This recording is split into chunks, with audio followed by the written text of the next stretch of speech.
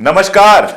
TCH पर मैं अशोक कुमार पांडे एक बार फिर से आपका स्वागत करता हूं। अब की बार 400 पार, वैसे कराने को 500 पार भी करा सकते हैं जो हरकतें चल रही। मजेदार बात यह है कि अब की बार 400 पार जैसा नारा देने वाली पार्टी जो है, ऐसा लगता है अंदर से बेहद डरी हुई है।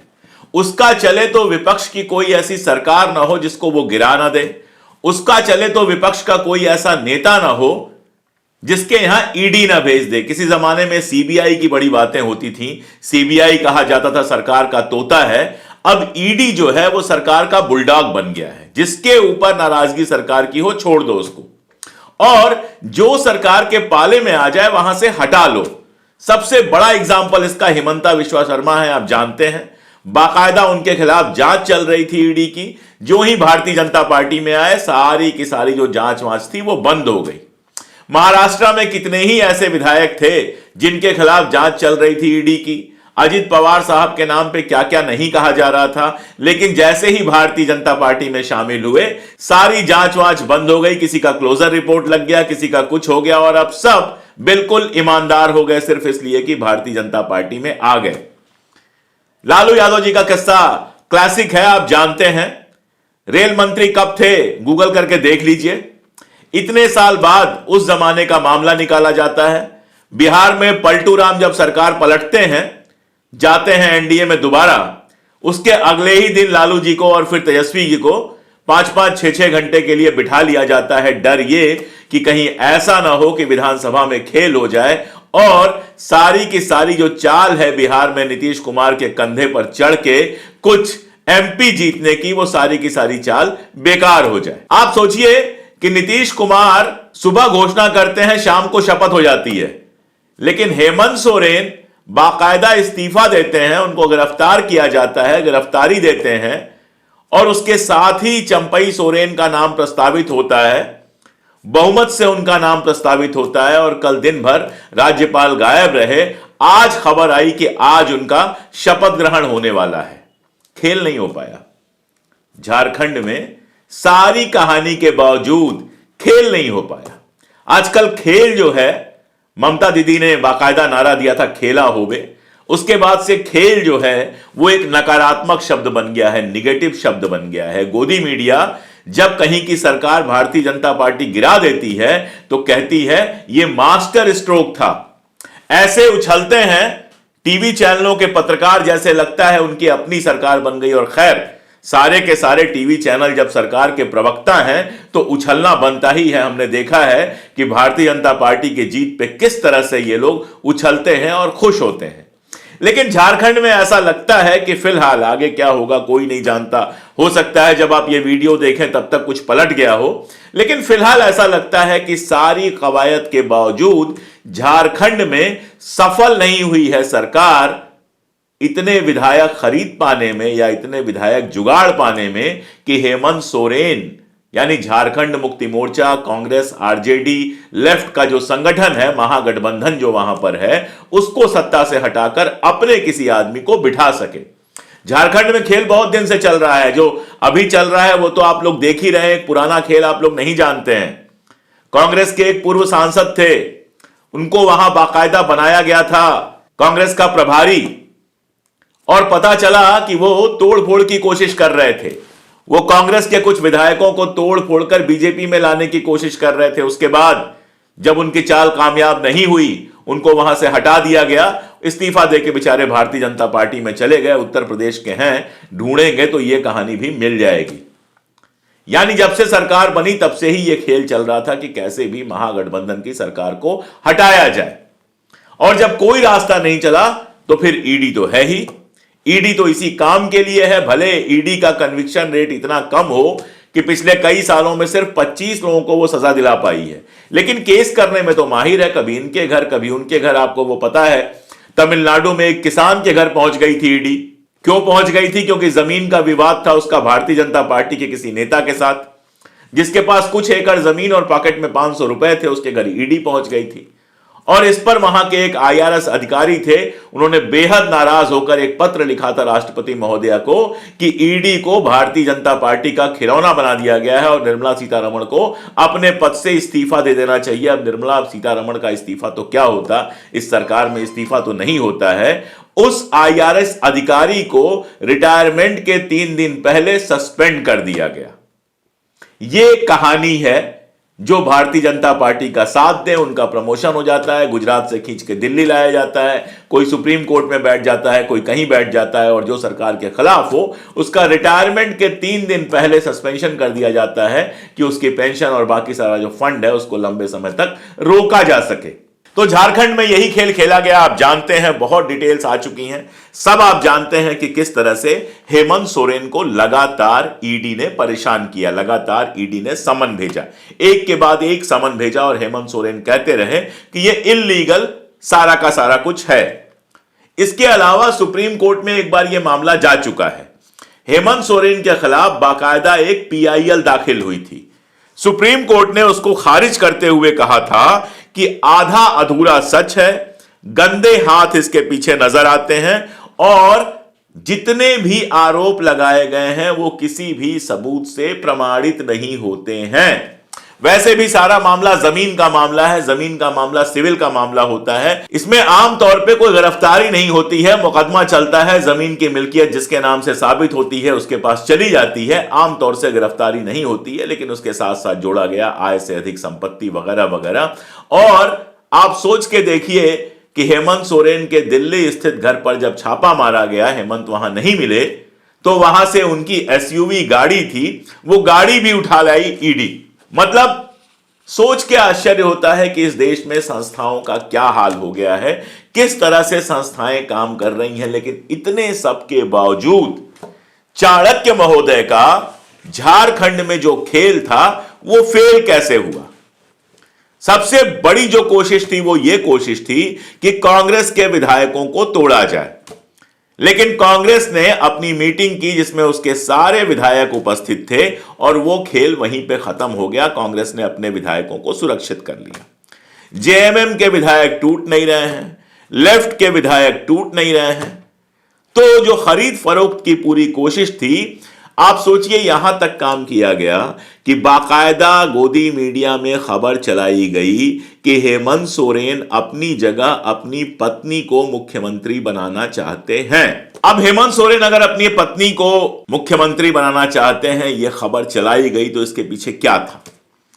इसके पीछे सिर्फ यह था कि झारखंड मुक्ति मोर्चा के जो विधायक हैं, कुछ सीनियर विधायक इस बात से नाराज हों कि हमको मुख्यमंत्री नहीं बनाया जा रहा है, अपनी पत्नी को मुख्यमंत्री बनाया जा रहा है, परिवारवाद चलाया जा रहा है, और झारखंड मुक्ति मोर्चे में तोड़फोड़ की कोशिशें तेज की जा सके। झारखंड मुक्ति मोर्चे के बारे में आप जानते हैं कि शिबू सोरेन साहब ने यह पार्टी बनाई थी। शिबू सोरेन साहब हेमंत सोरेन के पिता हैं। शिबू सोरेन के भी बहुत सारे मुकदमों वगैरह में फंसाया गया है, लेकिन झारखंड को बिहार से अलग करने का, आदिवासी एक राज्य बनाने का पूरा आंदोलन जो था, वो उनको वहां पर बड़े सम्मान से दिशोम गुरुजी कहते हैं, वो शिबू सोरेन ने शुरू किया था। शिबू सोरेन के बेटे हैं हेमंत सोरेन, और आरोप लगाया गया कि हेमंत सोरेन अपनी पत्नी को बनाना चाहते हैं मुख्यमंत्री। हेमंत सोरेन ने ऐसा सोचा नहीं सोचा मैं नहीं जानता, इसके पीछे क्या था मैं नहीं जानता, लेकिन गोदी मीडिया जिस तरह से इस मामले को उछाल रही थी, उसका एक ही उद्देश्य था कि कैसे भी झारखंड मुक्ति मोर्चा के अंदर फूट पैदा की जाए। हेमंत सोरेन को गिरफ्तार करने का मामला था, मुख्यमंत्री रहते हुए गिरफ्तार करने पर संवैधानिक संकट का मामला आ सकता था। हेमंत सोरेन ने यहां पर अपनी होशियारी दिखाई, गिरफ्तार होने से पहले ही इस्तीफा दे दिया और विधायकों की मीटिंग करके चंपई सोरेन को अगला मुख्यमंत्री बनाने की बात हो गई कि चंपई सोरेन जो होंगे वो अगले मुख्यमंत्री होंगे। ट्विटर पे कई सारे ट्वीट ऐसे आए कि हेमंत सोरेन ने अपने भाई को मुख्यमंत्री बना दिया। अब वो भी सोरेन ये भी सोरेन, तो भाई कहना बहुत आसान था, और जितना कम लोग स्टेट पॉलिटिक्स के बारे में जानते हैं कोई भी भरोसा कर लेता, लेकिन हमारे जैसे लोग जो झारखंड के मूवमेंट को लंबे समय से देख रहे हैं वो तो जानते थे कि चंपई सोरेन अपने आप में एक बहुत सीनियर लीडर हैं, झारखंड मुक्ति के पूरे आंदोलन से लगे रहे हैं, यानी झारखंड को बिहार से अलग करने के लिए जो आंदोलन चला है उस आंदोलन में बेहद सक्रिय रहे हैं। ट्रेड यूनियन लीडर हैं, लगातार विधायक रहे हैं अपने क्षेत्र से और काफी सीनियर आदमी है, मिनिस्टर रहे हैं इसके पहले। तो बिल्कुल ठीक ठाक निर्णय लेते हुए हेमंत सोरेन ने अपने झारखंड मुक्ति मोर्चा के एक सीनियर लीडर चंपई सोरेन को मुख्यमंत्री घोषित कर दिया। अब वहां स्थिति यह है कि 29 विधायक हैं, 29 एमएलएज हैं जेएमएम के पास, 17 एमएलए हैं कांग्रेस के पास, एक एनसीपी के एमएलए हैं, एक सीपीआई-एमएल के एमएलए हैं, आरजेडी के एक एमएलए हैं और इस तरह से विपक्षी दलों के पास कुल 48 विधायकों का उनको समर्थन हासिल है। एक हेमंत सोरेन हो गए तो 49 विधायकों का बहुमत था, जबकि जो विपक्ष है यानी बीजेपी है उसके पास कुल मिलाकर सिर्फ 31 सीटें हैं, यानी 49 विधायक हैं महागठबंधन के साथ और 31 विधायक हैं बीजेपी के साथ, जिसमें 26 बीजेपी के हैं, 3 एजेएसयू के हैं और 2 निर्दलीय हैं। अब आप सोचिए कि चंपई सोरेन को जब मुख्यमंत्री बनाया गया या कहा गया कि अब ये मुख्यमंत्री होंगे तो राज्यपाल का कर्तव्य था कि तुरंत उनको बुलाकर और कराया जाता उनका शपथ ग्रहण, मंत्रिमंडल बनाने को कहा जाता, क्योंकि हेमंत सोरेन इस्तीफा दे चुके थे। इस्तीफा होने के बाद वो गिरफ्तार हो चुके थे, तो जाहिर है राज्य में कोई भी मुख्यमंत्री नहीं था और संवैधानिक नियमों के हिसाब से किसी भी राज्य में ऐसा नहीं हो सकता कि कोई भी मुख्यमंत्री ना हो। ऐसा सिर्फ राष्ट्रपति शासन के दौरान हो सकता है। नॉर्मली होता क्या है कि इस्तीफा देने के बाद कार्यकारी मुख्यमंत्री बना दिया जाता है जब तक कोई दूसरा मुख्यमंत्री शपथ नहीं लेता है, लेकिन यहां तो हेमंत सोरेन गिरफ्तार थे तो कार्यकारी मुख्यमंत्री का कोई काम वो कर नहीं सकते थे। तो जरूरी यह था कि कल के कल चंपई सोरेन को वहां का मुख्यमंत्री बनाया जाता, लेकिन शायद कल दिन भर कोशिश की गई कि किसी तरह से वहां से इतने लोग टूट के आ जाएं कि भारतीय जनता पार्टी के किसी नेता को मुख्यमंत्री की शपथ दिला दी जाए, और यहीं पर फेल हो गए चाणक्य, यहीं पर फेल हो गई हमारी गोदी मीडिया और यहीं पर फेल हो गया झारखंड का खेल। कल के कल महागठबंधन ने एक वीडियो जारी कर दिया जिसमें 43 विधायकों की गिनती साफ साफ थी। तो 43 वो हो गए, एक हो गए हेमंत सोरेन, 44 तो ऐसे ही हो गए। बाकी बताया जा रहा था कि 4-5 लोग बाहर थे इसलिए उनकी गिनती नहीं हो पाई। उसके बाद उनको कोशिश की गई तेलंगाना भेजने की कि सबको तेलंगाना भेज दिया जाए, लेकिन प्राइवेट एयरक्राफ्ट थी, कहा गया फॉग है, कोहरा बहुत है, इसलिए उनको नहीं भेजा जा सकता। उसके बाद में उनको भेजा गया, तेलंगाना में है। जब शपथ ग्रहण ये हो जाएगी, जब विधानसभा के अंदर शक्ति प्रदर्शन का काम होगा, उस समय वो विधायक लौट के आ जाएंगे। और यही वजह है कि चाणक्य के समझ में आ गया कि फिलहाल तो कुछ नहीं किया जा सकता है। हालांकि जितना पैसा है, जितना सत्ता है, जितनी ताकत है, उसमें आगे वो क्या करेंगे ये कोई नहीं कह सकता। और फिर साथ तो है ही ईडी से लेके पता नहीं कहां कहां का साथ तो है ही। यहां कंडीशन ये है कि कल ही हेमंत सोरेन गए थे सुप्रीम कोर्ट में और सुप्रीम कोर्ट से सुनवाई की मांग की जा रही थी। कोर्ट ने कहा कि रोज हजारों लोग गिरफ्तार होते हैं, ये कोई इमरजेंसी का मामला नहीं है। और फिर ये गया उस बेंच के पास जिस बेंच में बेला त्रिवेदी जी हैं। बेला त्रिवेदी जी गुजरात की रहने वाली हैं, वहां हाईकोर्ट में थी। उसके पहले नरेंद्र मोदी जी की कानूनी सलाहकार रह चुकी हैं, वो उनकी बेंच थी। और आज उस बेंच ने कहा कि सुप्रीम कोर्ट इस मामले की सुनवाई नहीं करेगा, हाई कोर्ट में जाइए। अब हाई कोर्ट में हेमंत सोरेन जाएंगे, सुनवाई होगी नहीं होगी, क्या होगा कोई नहीं जानता, लेकिन फिलहाल वो गिरफ्तार हैं, उनको कुछ दिनों की रिमांड दी गई है। आगे क्या होगा ये देखने वाली बात होगी। इधर दिल्ली में केजरीवाल को हटाने की, केजरीवाल को गिरफ्तार करने की भी वही सारी कोशिशें हो रही हैं जो हेमंत सोरेन के साथ हुई। आप जानते हैं मनीष सिसोदिया को गिरफ्तार किया गया है, आप जानते हैं संजय सिंह को गिरफ्तार किया गया है, सत्येंद्र जैन को गिरफ्तार किया गया है। पहले ही उस पार्टी के 3 प्रमुख लीडर, जिसमें से 2 मिनिस्टर्स थे, एक राज्यसभा के मेंबर थे, उनको गिरफ्तार किया गया है और लगातार समन भेजे जा रहे हैं केजरीवाल को। केजरीवाल समन नहीं ले रहे हैं, ईडी के सामने पेश नहीं हो रहे हैं। उन्होंने कहा है कि यह सारा कुछ गैर कानूनी है। एक बार तो उन्होंने कहा कि मेरी पहले से व्यवस्था है, कभी कुछ। तो फिलहाल ईडी के समन्स नहीं ले रहे हैं केजरीवाल। और केजरीवाल के गिरफ्तारी की भी पूरी तैयारी बहुत साफ साफ दिखाई दे रही है। जिस तरह से भारतीय जनता पार्टी के नेताओं के बयान आ रहे हैं, जिस तरह से गोदी मीडिया पर खबरें आ रही हैं, ऐसा लगता है कि जल्दी ही केजरीवाल को भी गिरफ्तार कर लिया जाएगा। अब आपकी सरकार गिराना भी बहुत मुश्किल काम है। कारण यह है कि इतना प्रचंड बहुमत है उनके पास कि आपको आपकी सरकार गिराने के लिए बड़ी संख्या में विधायक चाहिए होंगे। और भारतीय जनता पार्टी के जो 4 या 5 या 6 विधायक हैं, उनसे इनकी संख्या बहुत ज्यादा होगी। ऐसे में आपकी सरकार गिराना बहुत मुश्किल है, अस्थिर करने की कोशिशें चल रही हैं। वैसे केजरीवाल ने पहले ही दिल्ली में सर्वे करा लिया कि अगर केजरीवाल गिरफ्तार होते हैं तो मुख्यमंत्री किसी और को बनाना चाहिए या जेल से ही उनको सत्ता चलानी चाहिए। और सर्वे कराएंगे तो रिजल्ट तो आएगा ही। रिजल्ट ये आया कि केजरीवाल साहब को ही सत्ता चलानी चाहिए, भले वो जेल में चले जाएं। किया यह गया कि दिल्ली में पहले से ही 144 लगा दिया गया। 15 फरवरी तक दिल्ली में 144 लगा दिया गया। यह राम जन्मभूमि प्राण प्रतिष्ठा का जब मामला चल रहा था तभी दिल्ली में सुरक्षा को ध्यान में रखते हुए 15 फरवरी तक 144 लगा दिया गया। अब 15 फरवरी तक 144 लगा है, मतलब 15 फरवरी तक कोई बड़ा जुलूस नहीं निकल सकता, कोई विरोध प्रदर्शन नहीं हो सकता, वगैरह वगैरह। चंडीगढ़ में आपको पता है कि चंडीगढ़ का जो मेयर इलेक्शन हुआ था उसमें धांधली का आरोप लगा था। उसमें 8 जो कांग्रेस और आपके पार्षदों ने वोट दिया था उसको इनवैलिड कर दिया था मसीह ने, अनिल मसीह ने, जो भारतीय जनता पार्टी के अल्पसंख्यक सेल के अध्यक्ष रह चुके हैं। यानी भारतीय जनता पार्टी का पीठासीन अधिकारी था। भारतीय जनता पार्टी को कम वोट मिले, उसने कांग्रेस और आपके जो वोट्स थे उनको इनवैलिड कर दिया और भारतीय जनता पार्टी के मेयर को जिता दिया। इसके खिलाफ जब कोर्ट में गए तो अभी कोर्ट में मामला लटका हुआ है। हाई कोर्ट ने इसका कोई खास संज्ञान नहीं लिया है। अब सुप्रीम कोर्ट में शायद मसला जाएगा और इसके पहले जमीन पर उतरकर संघर्ष करने के लिए दिल्ली में आज बड़ा विरोध प्रदर्शन होने की प्लानिंग थी आप और कांग्रेस की, लेकिन उसको अनुमति नहीं दी गई। आप जानते हैं धारा 144 लगी हुई है। और आपके जो कार्यकर्ता हरियाणा और पंजाब से आ रहे थे दिल्ली के अंदर, उनमें से 25 कार्यकर्ताओं को गिरफ्तार कर लिया गया है। यानी सरकार इस बात पर कटिबद्ध है कि इस तरह का कोई प्रदर्शन नहीं होने दिया जाएगा।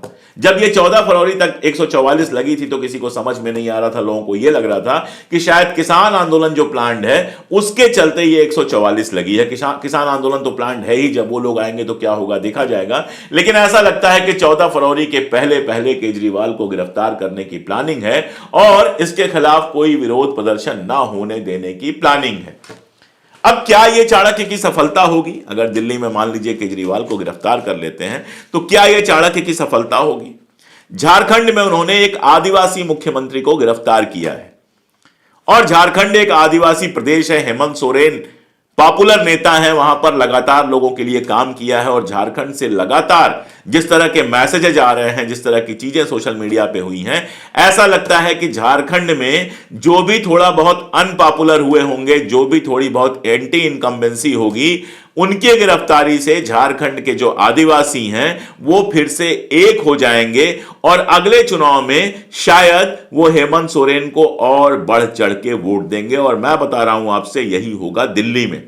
अगर केजरीवाल गिरफ्तार होते हैं, वैसे ही आप दिल्ली में बहुत पॉपुलर हैं, अगर केजरीवाल गिरफ्तार होते हैं तो यकीन जानिए कि यह धरना प्रदर्शन होने दे चाहे नहीं होने दे, दिल्ली में एक गुस्से की लहर पैदा होगी और केजरीवाल को इसका अगले चुनाव में बड़ा फायदा होगा। कई बार क्या होता है कि चाणक्य को लगता है कि बस हमारे हाथ में पावर है तो हम कुछ भी कर सकते हैं, लेकिन कई बार उसका उल्टा असर भी हो जाता है। हमने बहुत बार देखा है कि जिन नेताओं को दबाने की, गिरफ्तार करने की कोशिश की जाती है वो और बड़े नेता बन के उभरते हैं। राहुल गांधी के केस में हमने देखा है कि आसाम में जिस तरह का बवाल हुआ, उनको बार बार रोकने की कोशिश की गई, जिस तरह की बदतमीजियां हिमंता बिश्वा शर्मा ने की, और उसके बाद शुवेंदु अधिकारी ने बंगाल में जिस तरह से राहुल गांधी के खिलाफ गंदा बयान दिया, क्या असर हुआ उसका? यात्रा कम हो गई। यात्रा में जिस तरह की भीड़ उमड़ रही है आप देखिए, भले उसको मीडिया कवर नहीं कर रहा है, लेकिन सोशल मीडिया पे आप देखिए और जमीन पर देखिए। वो बिहार आते हैं, बिहार में जबरदस्त भीड़ होती है, बंगाल जाते हैं, बंगाल में जबरदस्त भीड़ होती है, आसाम में जबरदस्त भीड़ थी और अब वो धीरे धीरे उत्तर प्रदेश की तरफ आ रही है। तो विपक्ष के नेताओं को दबाने का जो पूरा खेल है वो दो चीजें बताता है। पहली बात तो यह बताता है कि सरकार के पास ऐसा कोई आत्मविश्वास नहीं है कि वो अगला चुनाव जीतने जा रही है। जिसके पास यह आत्मविश्वास होता है कि अगला चुनाव हम पक्के तौर पे जीतने जा रहे हैं, वो इस तरह की हरकतें नहीं करता है, वो अपनी ताकत मजबूत करता है। यहां तो कभी नीतीश को पाले में लाने की कोशिश की जा रही है, कभी हेमंत सोरेन को, कभी केजरीवाल को गिरफ्तार करने की, कभी कुछ। यह सब बताता है कि सरकार घबराई हुई है। उसने 400 पार का नारा तो दे दिया है, लेकिन कैलकुलेशन 200-250 से ऊपर नहीं जा पा रहा है। पहली बात तो यह। और दूसरी बात यह बताती है कि इस देश में संस्थाएं जिस तरह से एकदम, मैं कहूं कि पहले कहा जाता था कि पिंजरे की चिड़िया बन गई है, पिंजरे में कैद हो गई है, अब लगता है कि जैसे बुलडॉग बना के छोड़ दिया गया है कि किसी के ऊपर भी हमला करो, शर्त इतनी है कि वो विपक्ष का होना चाहिए। ये सब इस देश के लोकतंत्र के लिए बेहद घातक हैं। और सिर्फ घातक नहीं है, सरकारें बदलती हैं, चाहे कितनी भी चल जाए, 5 साल 10 साल चल जाए, सरकार फिर पलट के किसी न किसी की आएगी। और जब सरकार पलट के आएगी, ये सारा कुछ जो किया गया है ये प्रेसिडेंस बनेगा, तो कल यही सारा कुछ उन लोगों को भी झेलना पड़ सकता है जो आज सत्ता में बैठे हुए हैं। और ये अपने आप में एक खतरनाक बात होगी कि विपक्ष को दुश्मन लगातार माना जाए, जनता में जो विरोधी हैं उनको दुश्मन माना जाए और लगातार उनके खिलाफ कार्रवाई की जाए। ऐसा लोकतंत्र में नहीं होता है। और जनता भले बहुत कुछ नहीं बोल रही हो, जनता भले धर्म के नशे में हो, लेकिन जनता का एक बड़ा हिस्सा ये सारा कुछ देख रहा है और आज नहीं तो कल उसका रिएक्शन चुनाव के अंदर आपको दिखाई देगा। तो फिलहाल झारखंड में चाणक्य का खेल फेल होता नजर आ रहा है। दिल्ली में खेल करने की कोशिश हो रही है, केजरीवाल को शायद जल्दी ही गिरफ्तार भी कर लिया जाए, लेकिन जैसा मैंने कहा कि इसके उल्टे प्रभाव ज्यादा होंगे। फिलहाल आपकी सरकार को दिल्ली में गिराना तो संभव नहीं है। अगले चुनाव में जनता और मजबूती के साथ आप और कांग्रेस गठबंधन के साथ जुड़ सकती है, ये बड़ी संभावना है। आज के लिए इतना ही। आगे भी ऐसे मुद्दों पर हम लगातार बात करते ही रहते हैं। और आप सबसे एक अनुरोध, मेरे बगल में लगातार आप देख रहे होंगे एक बारकोड चल रहा है। इस बारकोड को स्कैन करके आप हमारे मेंबर बन सकते हैं। हमसे जुड़िए, हमें ताकत दीजिए, हमारे वीडियोस को दूर तक पहुंचाइए ताकि हम कैमरे और सत्ता की आंख में आंख डालकर लगातार सच कह सके। बहुत शुक्रिया।